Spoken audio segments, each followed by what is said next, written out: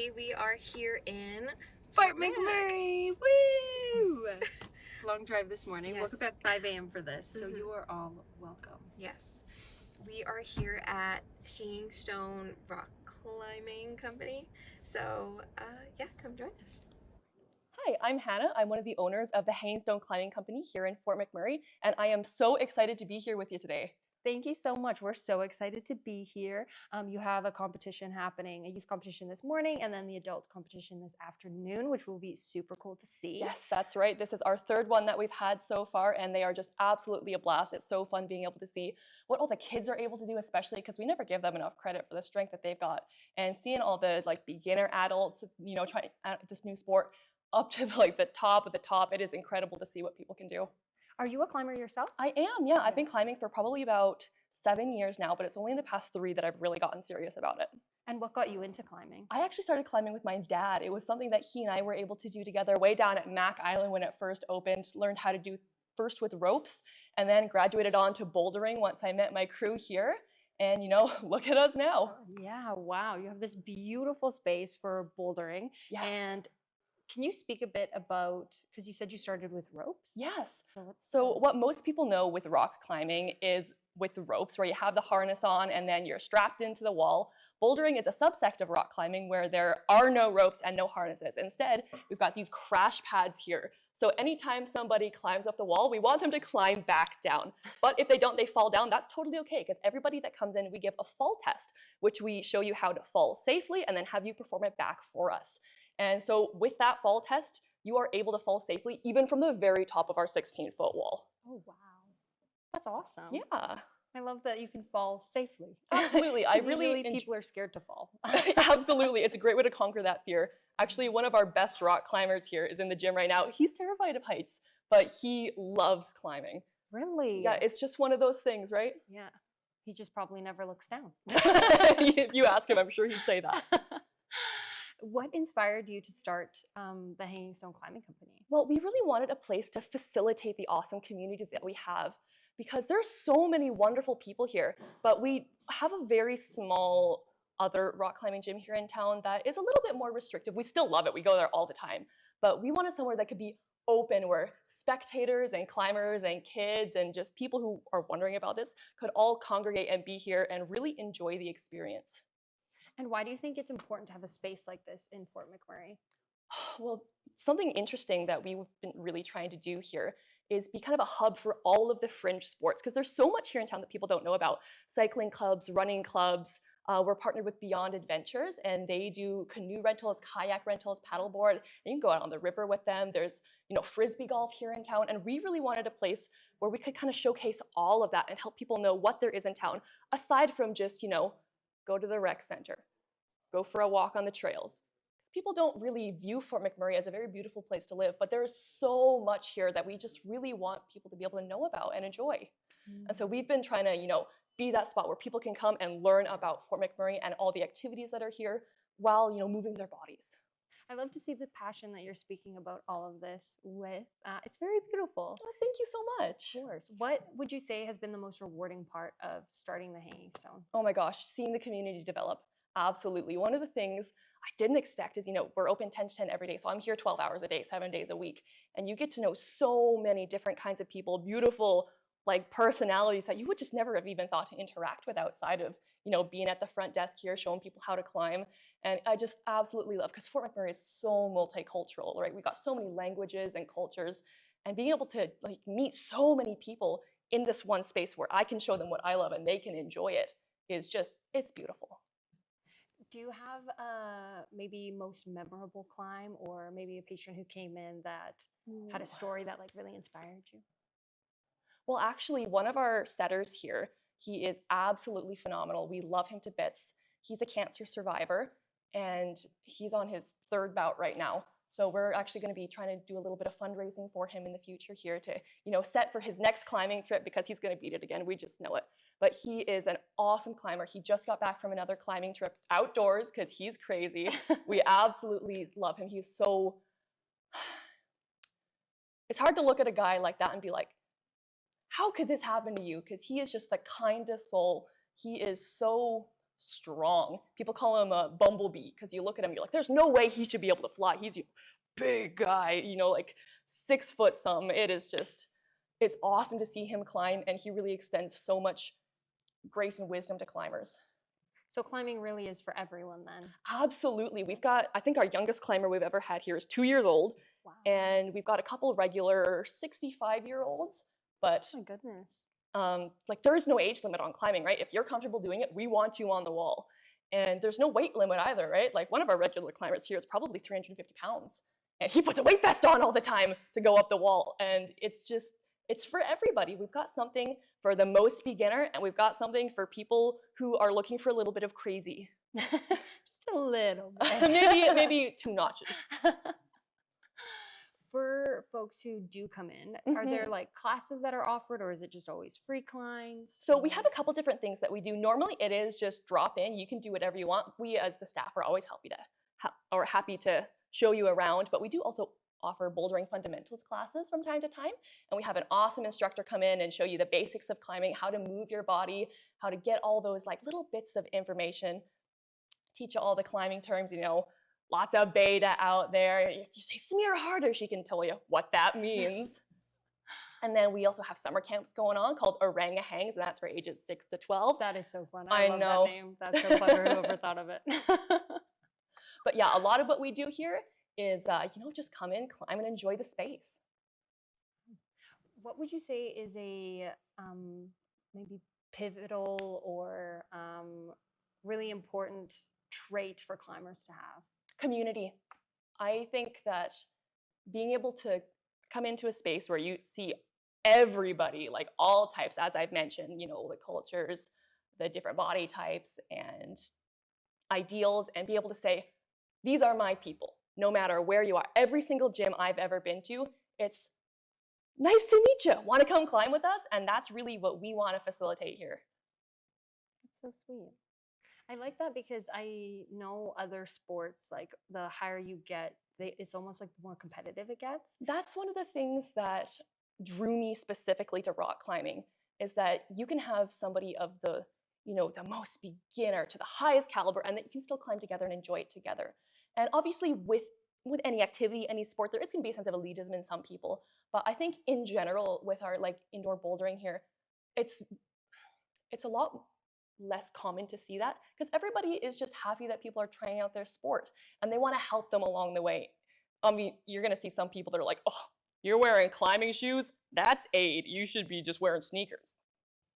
We're happy to have you no matter where you are in your climbing journey. No matter what shoes you're wearing. Exactly. Here.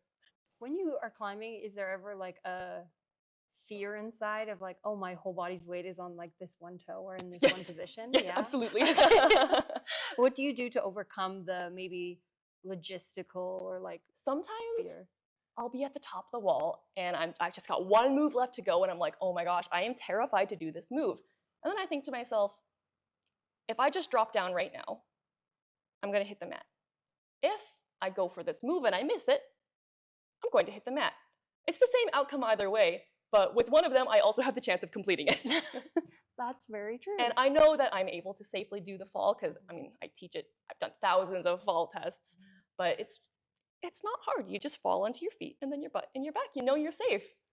What would you say has been the biggest challenge throughout maybe opening the Hangingstone or even climbing yourself? Oh my gosh. Well, with any business, there's the usual pitfalls people warn you about. Like, does it cost a lot of money? Yeah, it costs a lot of money. Is it hard? Yeah, it's hard. Is it long hours? Yeah, it's long hours. But I think it's just really overshadowed by how rewarding it is. But I think the thing that I wasn't prepared for when I opened this gym was, I've mentioned I meet so many different people here, but there's so many people that leave. And you get to know so many people and like so many people, and you form this camaraderie with them. And then one day they're like, oh, just a heads up, I'm leaving tomorrow and I'm not coming back. And I'm like, how did this happen? Like, we've got one of our regular climbers here who just left, and I'll be sitting here on a Wednesday at 6 p.m. like, man, where's Cameron? Aww. Gym's just not the same without him. But inevitably somebody else comes in and fills that little void in the gym, and we have just that round sense of community all the time. For folks who maybe are a bit trepidatious about getting into climbing or unsure, what advice would you give to them? I think that a lot of people have this idea that they have to get to the top and they have to do the hard stuff. But I think that if you're here to have fun, that's all that matters. Whenever I give people fall tests, I also explain all the rules of the gym, of course. You know, one route is basically just one color. And so, for example, if I was trying to climb this yellow one here, can you guys see that? Then my goal would be to get to the top with our little yellow rat up there without touching any other colors. But if that's not fun to you, you don't have to do that. You can touch other colors. Obviously, in a competition, that's not going to work out so well for you. But if you're just here to have fun, you can do whatever you need to do in order to feel safe and have fun. And really, if you need us to be there with you, climbing next to you, because you're afraid to get to that next hold, I have done that so many times, especially with children. You just climb next to them and they're like, oh, this is safe, this is fun. And then it's so rewarding to see, especially with children who were so nervous before, because I'm willing to work beside you all the time, right? I'm here. What else am I going to do? Pay more? I don't want to do that. And, you know, they can really experience that for themselves, because something that is so a little bit unique about a rock climbing gym is it is risky play, right? Mhm. Which is something that a lot of all children need to do in order to develop their sense of bodily awareness. But so many are just not able to do that because parents are afraid, which is absolutely fair. I mean, you don't want to see your child 16 feet up off the ground, but people are always in awe of what their children are able to do and what children find themselves able to do. We had this one boy come in who truly did not know his feet from his hands. He was a real case to crack with that one. But 2 months later, I'm looking at him, I'm like, this boy is doing amazing, because he comes every week. He's got the bodily awareness, his balance has improved tenfold, and it's just beautiful. And now he is so much more willing to show other people. He's a 6-year-old little guy, and he's like, I would love to show you how to do this. And I'm like, 3 months ago, you didn't even know the word. Yeah. If you could take the Hanging Stone anywhere in the world, like pack it up in a little box and then reopen it elsewhere, where would you take it? I gotta be so honest with you.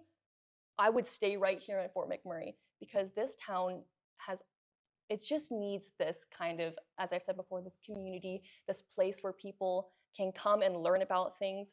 And not to say that I wouldn't love to open another climbing gym somewhere else, but I think that right here in Fort McMurray is where it needs to be and where we love to be. I love that answer. And then last question, it doesn't have to be specific to climbing or the gym or anything, but what would you say is the best piece of advice you've received throughout your life? Ooh, that's a good question. I think it would have to be, forget about motivation. Motivation will get you to the start line of something, but it's discipline that will get you to the finish line.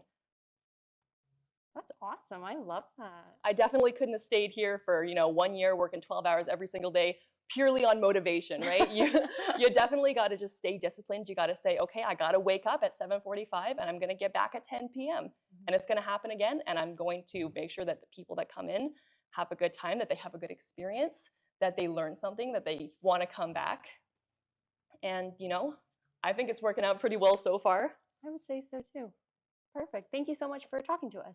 Hey everyone, my name is Riley. I'm one of the route setters here at the Hangingstone Climbing Facility. I've been living in Fort Mac for most of my life. I moved here when I was about 4, went through the whole school system. I've been climbing seriously for about 3.5, 4 years, kind of doing it on and off growing up here. I work as a route setter also at the other gym here at the Mac Island facility. So that's kind of where I started route setting, and then when the Hangingstone Climbing Gym opened, I started doing some route setting here as well as at the other gym. You said you've been climbing since on and off since you were a kid, but what got you into climbing? So pretty much one of my friends just asked me if I wanted to go climbing just at this same Mac Island facility here. And I'd seen a little bit from online and stuff. It's been getting a lot bigger, a lot more traction in the public. A lot of gyms are opening up. And yeah, he just asked me if I wanted to come do a little bit of climbing. I said yes, of course. I went and I was hooked immediately after. I just started going on and off pretty much every single day, just like so obsessed with the community and the route setting and all of these different problems and stuff that I can try. And yeah, I've been doing it ever since. Would you say it's those problems that got you hooked, or what was it about climbing specifically that kind of grabbed your attention? Yeah, so for sure, it was definitely the different problems and stuff. Climbing's like a lot of puzzle solving, kind of like wrapping your brain around how to climb something, the physical difficulty of it as well, and just that sense of accomplishment and being able to like overcome your fears, especially like over the other gym, is rope climbing. So the walls are a little bit taller, and I've been like afraid of everything for like most of my life. So being able to get over that and be able to go out and climb these things just giving me a lot of confidence. And so climbing has given me a lot. Do you have a preference of like rope climbing to like bouldering or? I think nowadays I prefer bouldering. So I used to go, well, I still do, but go down to the other climbing gyms as well, down like the cities in Edmonton and Calgary. And I like to do a lot of outdoor climbing. So usually I'll go and do some bouldering just because it's a little bit easier to access. Like you don't have to set up harnesses, set up ropes and all this other equipment. It's easy to just throw on your shoes, hop on the wall, and then just start climbing. So from climbing to route setting, where did the switch happen, or what caused you to dive into that realm of the world? So it started with me working at the other climbing gym. I was climbing there for about a year before I got the job there. They just had a listing up, and I was like, hey, I'm not really doing anything right now. Let's apply, let's see what happens.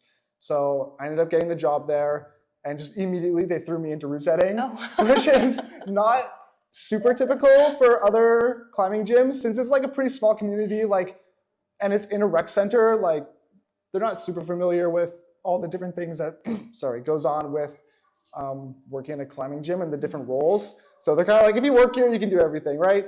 So I just got in first route setting day. One of my other buddies, Shane, who also works there, I believe you talked a little bit about him with Hannah, gave me a big bucket of green holds, dropped in front of me, and was like, all right, here you go. I was like, okay, let's figure it out. So I had my little wrench, couple of bolts, these holds, and then just hopped on the rope. Took me forever to set because I was like, oh my gosh, this is overwhelming. I don't really know what I'm doing. But I kind of just eventually figured it out, and like getting some tips here and there, slowly building up the confidence and being able to set these routes. And it's been a blast. It's a lot of fun. How has your process changed from the beginning, where you just got the bucket and the bolts and were like, okay, I'm gonna build a route, to now where you've had all this experience behind you of creating routes? Yeah, so it definitely took quite a while. I just like started thinking about climbing in a more technical aspect. So I'm thinking about like, where are my feet going? What are these comfortable body positions? What are these hands that I want to set? And just kind of trying to figure out the intricacies of climbing more. It just got me thinking about how moves work instead of just doing the moves. Like before, I just kind of do the moves, and eventually it kind of becomes more intuitive. So I had to actively start thinking about those and think about, how do I actually recreate this? As well as setting different styles of climbing. So like here at the Hangingstone gym, we have different angles of wall. So typically when the wall is like more vertical, you're going to be doing more balancing moves. You're going to be standing on your feet a lot more, and the hands could actually be a lot worse than people might think you can use. And then once you're in the steep wall, like the gravity is working against you now. You're trying to pull yourself into the wall. You're trying to use your feet. You're trying to do everything you can to make it least stressful on your hands. So there's a lot of different aspects, and I just had to really like think about all those different things a little bit more intuitively. How do you think being a route setter has affected your climbing? Like, do you think it's helped you in any way? Absolutely. Yeah, just because I have to think in the mind of a route setter, it lets me think about how other people set routes as well. So it's almost like this hidden superpower. Like I can go to other gyms and I'm like, okay, I understand what he's trying to do, like what this person is trying to set. And I can kind of like reverse engineer it into being able to climb it more efficiently. So yeah, it's definitely given me like a lot more thought into like route reading, which is the thing that climbers have to be pretty good at, especially when you get at a higher level, and especially in competitions where you're trying to do stuff fast. Being able to route read and being able to understand the problem before you even hop on the wall gives you a huge advantage to be able to do it like first try, second try, and getting those extra points. That's what I love about climbing, is that it's not just a super pure physical sport. There's like so much mental aspect and so much technique. Like, sure, I may be stronger than this person, but they climb stuff way harder than me just because they're able to use their body far more efficiently. For route setting, how long does it take you to plan a route or to set a route? So I'd say it probably depends. if I'm setting something that I have not set before, like a specific move that maybe I'm not even super well trained on, it might take a little bit longer to figure out those positions just because I'm like, if I'm more familiar with the move, I like understand the positions a little bit better and I might be able to set it a bit quicker. But for some of the routes that we set for the competitions, competition climbing is a lot of dynamic movement, which is like doing jumps, crazy coordination moves, and all these like ridiculous, almost parkour-esque stuff that I'm not super familiar with just because the other gym here doesn't have any of that, just because it's on ropes and it's a little bit more restricted. So starting setting here has been a little bit of a change, having to do these dynamic moves and trying to figure them out. So like some of the routes that we set today probably took me about like 45 minutes to an hour for some of the more tricky routes that are more technical, but some of the easier routes that are a little bit more straightforward, I can probably set in like 20 to 30 minutes. Oh, wow. And I think Hannah mentioned that there's like 20 routes that Yeah, I can climb. for this competition today, we have 20 routes up in the gym. That's almost like a full day's. Yeah, we like, were just here setting. for 11 hours yesterday. Oh my goodness. Yeah, doing all the setting. Wow. How do you then ensure that your routes are, what's the word that I'm looking for? Are Like finished, per se. like finished for different skill levels? Like, so it's not all like really hard ones. Like, does that make So sense? we actually do some planning ahead of time. Oh, okay. So me and Shane, the other route setter here once again, we'll kind of write out, like we literally draw out the wall on a piece of paper. Okay. And we kind of, first we think about like the interesting boulders that we want to set. So those are kind of the competition style boulders, those like crazy jumpy moves or these tricky, intricate positions that might take a little bit longer to set. So we think about what are those kind of moves that we want to do, and we'll kind of write those out and we'll figure out how hard we want to make them. So usually we'll have one that's easy, medium, and hard, and then kind of go into more detail about what the actual grade is of them afterwards. So usually we have like the number of boulders that we're going to do. So for this competition, we had 20. So we kind of just started writing them out. Usually we kind of have a bell curve of difficulty. So we'll have a little bit less on the super easy side, and then a little bit more in kind of that intermediate to easy intermediate range. And then we'll have a little bit less on the harder end. And then we'll kind of take a look at the grades and figure out individually what we want each of the grades to actually be. And then when we're setting it, we're kind of just looking back at this piece of paper and kind of referencing all of these different things to kind of get the right idea for the grades in the competition and just in general for normal setting as well. Do you have a favorite route that you've set? Oh,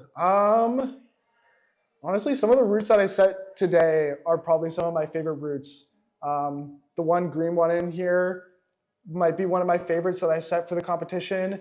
It's one of those crazy coordination climbs. You kind of like launch yourself off to the side and you have to catch two holds in compression. Oh So there's two holds that are completely vertical. When you're only holding one, you basically can't hold it. So you have to catch them both at the exact same time in order to even do the move. So I'm super excited to see people come and try that. I think it'll be really cool. It turned out really well. Yeah, it's probably one of my favorites that I've set even in my life. Like, Wow. it was really fun. I look forward to watching people try and do that. I wouldn't Me be able too. to. Not me, people, but Hey, like one the day, talented we'll get you there. Thanks. My family would pay to see the day that that happens. I'm very unathletic, so we'll see. Oh, it's incredible. Coming back to the Hangingstone, if you could hypothetically pack it up in a little box and take it anywhere in the world, where would you want to take it? Oh, I mean, honestly, I feel like it belongs here. Like I kind of mentioned before, like Edmonton and Calgary, they already have so many gyms. Climbing's become such a big thing. And like Fort McMurray hasn't really had a climbing community. Like we've had our little climbing community up at like the Mac Island Center. And that's where I met some of my best friends and some of the other climbers here who have now come to climb at Hangingstone as well. But I've just been seeing so many new people coming to Hangingstone, people that I don't even know that are like getting into climbing, and it's just growing so much quicker here. So it's super exciting to see the climbing community grow here, and I think this is perfect for Fort McMurray. 'Cause climbing is giving me so much, so I'm excited to see what it's going to do for the community here. So then it would community, because I was going to ask, why do you think it's important to have a space like this in Fort McMurray? Would community, I guess, be your answer? Yeah, absolutely. I'd like to think I'd still be in climbing if it like weren't for the community, but the fact that I'm so excited about it and so passionate about it is just because of the people here. Like the people who worked at the other facility and the people who climbed at the other facility have just gotten me so excited about climbing. Like it's just such a community-oriented sport. People are always working together to figure out how to climb this route. They're like brainstorming. It's like when you do a group project in school, like you're just working together, trying to figure out how it works. Everyone's on the same page and everyone's just like cheering each other on, trying to do these routes. You've had such good group project experiences in school. But I totally see what you mean. It's like the dream group project Exactly, where everyone right? is on the same page and like wants to do it. Yeah, of course, with group projects, sometimes it evolves into chaos Yeah. and whatnot. Sometimes it does with climbing as well. Sometimes someone will say something that's actually not the best way to do it. And then everyone's like following this wrong path. And then they're like, oh, wait, no, we're on the wrong path. We got to get back onto this road. But yeah, absolutely. The community is what's kept me in climbing. And I think it's so good that we have this facility here that people can enjoy. Awesome. And then last question, it doesn't have to be specific to climbing or anything, but what would you say is the best piece of advice you've received throughout your life? Ooh, that's a good question. I'd say just take opportunities and like look for open doors in your life, try new things. Like I never would have been sitting right here where I am if I didn't go climbing with my friend that day. So like just saying yes to things, getting out, trying new things. Like you never know what's going to stick. Like I never used to do a lot of things growing up. Like I tried a couple of things, but I didn't really get into it. And then like in my later life, I started trying to do just a bunch of different things, like going snowboarding, going golfing, like going climbing and doing all these different things. So I'd say just go try different things. You never know what's going to stick. And you never know, it might change your life. Great. Well, thank you so much for sitting down with us. Yes, thank you so much for having me. Hi everyone, my name is Joshua. I am a very often climber here at Hangingstone, been a member since they originally had their soft opening and been here basically 3 days a week since then. So what got you into climbing? I climbed basicly, I would say COVID probably. I had a roommate back in university and COVID started, and then when gyms opened up, I basically was up to my roommate. I was like, "Do you want to go climbing?" We both had done it before, and we decided. We was like, "Yeah, sure." We signed up, and then it was really nice because it was a massive gym, but it was empty because they had the restrictions, and so we basically just fell in love with it then, and tried to go as often as we could then. What was it about climbing specifically that you fell in love with? Probably the community and just the feeling of there's never any stress when you're here and when you're climbing. It's you all work as a team to try to finish a route. Like my first time when I came in, even if it was during COVID, there was strangers who I was in the room with and we were all just like cheering each other on, screaming at each other to basically be like, finish the route! And that was just, it felt very homey. And there's a sense of community. It's just no matter who you are, you will find family here, basically. From my experiences like doing this, or we worked with Climb Yeg back in Edmonton, and I think community is like the biggest, like the thing that gets repeated the most. Everyone always talks about how wonderful the climbing community is. Yeah. What do you think it is about climbing that makes the community so great? Like why are climbers so wonderful? I feel like it's because we're all just trying to solve puzzles. And there's never this sense of, oh, I want to be better than that person. Oh, they're bad because they're not doing it the way that I do it. We all know that the puzzles can be solved in many different ways, doing different pieces at different times.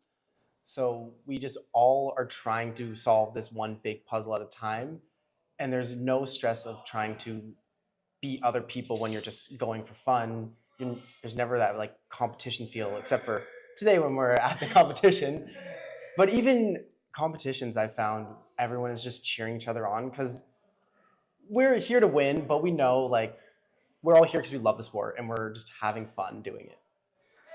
For climbing, there's a whole bunch of different kinds. What's your favorite version, I guess, of climbing?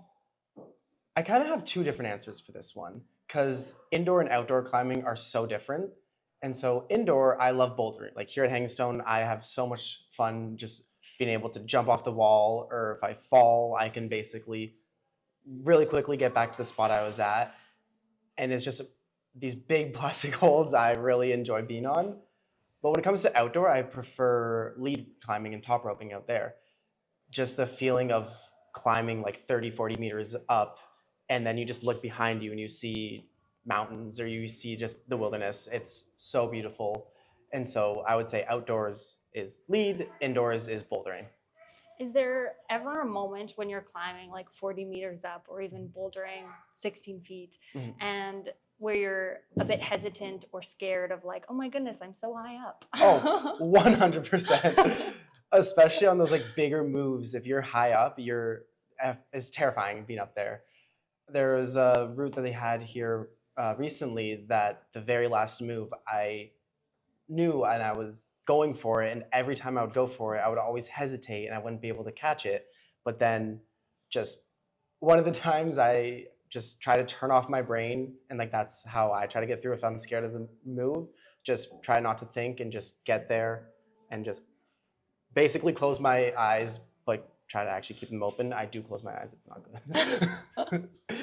Yeah, just try not to think because it is scary sometimes, but the thrill you get when you catch that move for that first time is always worth it. Oh yeah, I feel like that would be so exciting. Yeah. So it's a very mental and physical sport. How do you take care both of your mental health as well as your physical health to ensure that you're always ready to climb? It's definitely, you feel it. Like if you're not having a good mental day, you'll come to the wall and everything is a million times harder. The biggest thing is like, I find if I'm struggling on a day mentally, I'll just focus on the routes that I know are just going to be the ones that appeal the most in a fun way. Because there are some routes that I kind of start doing, I'm like, these are going to be hard routes, and just like, if I'm mentally off that day, I would say, those aren't the routes for today. Today, I'm just going to do a route that I've done 500 times, and I just really like the feeling of it. It makes my brain happy, so then that is my boost for the day. And it's just walking in each day, not knowing what the outcome is going to be of that session, but being open to anything. What advice would you have for aspiring climbers? Ooh, for aspiring climbers, I would say don't get in your head too much. Major part of the sport is falling.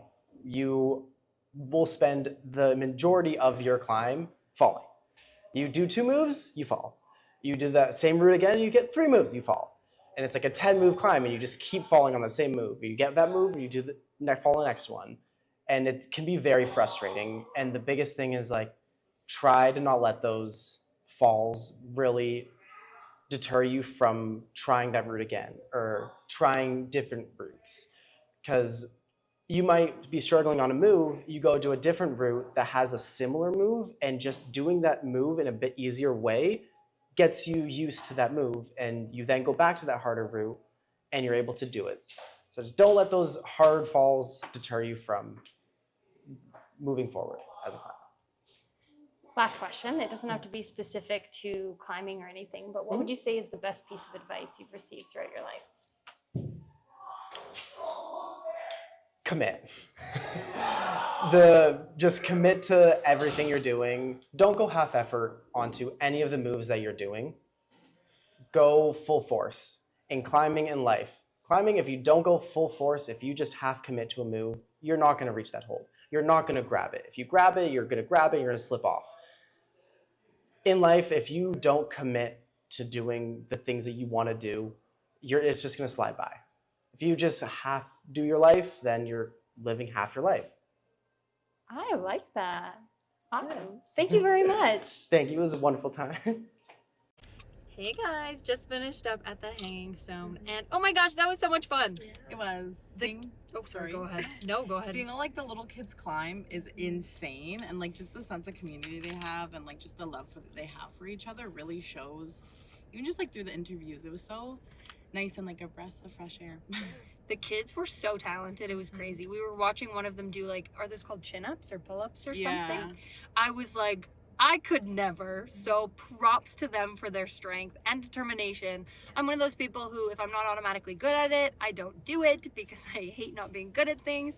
And so the amount of time that it would take to excel in climbing, I think, mad respect for them for the discipline and dedication. I love the sense of community in these small towns because everyone is so passionate about the community and supporting each other and motivating each other, and I think that's really beautiful, especially in a day and age where sometimes people don't do that. So Come check it out. Yeah. Climb for yourself.